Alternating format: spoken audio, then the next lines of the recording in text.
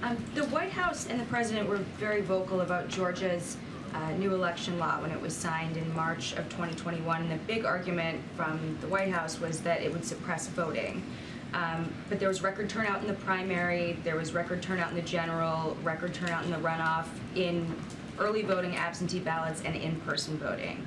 So is the DOJ going to drop their lawsuit against the state? I can't speak to DOJ's actions and what they're going to do. The president, though, called it Jim Crow in the 21st century and a blatant attack on the Constitution. So does he still see it that way? I'll say this. I'm not going to speak to the Department of Justice legal actions. That's something for them to speak to.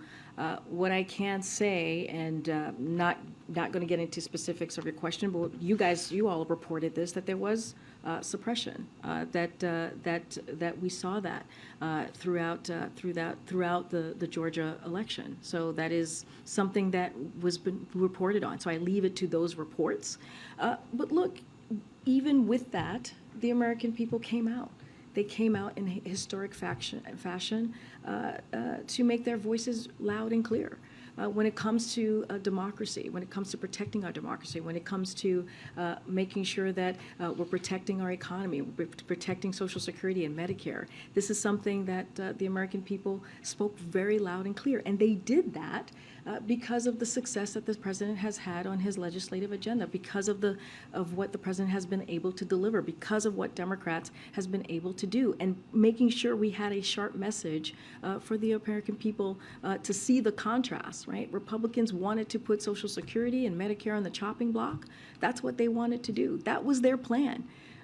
And, you know, people have said, I've heard some of your colleagues say earlier this morning that it was a stunningly bad cycle for Republican senators. And a lot of that is because of their agenda, is because they embodied the ultra MAGA ideas. And even with all of that, the American public came out and they put a lot of that to rest, a lot of what the Republican officials were putting forth, their plan to rest. And they said it very loud and clear. We want the special interests to pay their fair share. We want Social Security. We want Medicare to be protected. And we want women's rights to be protected as well.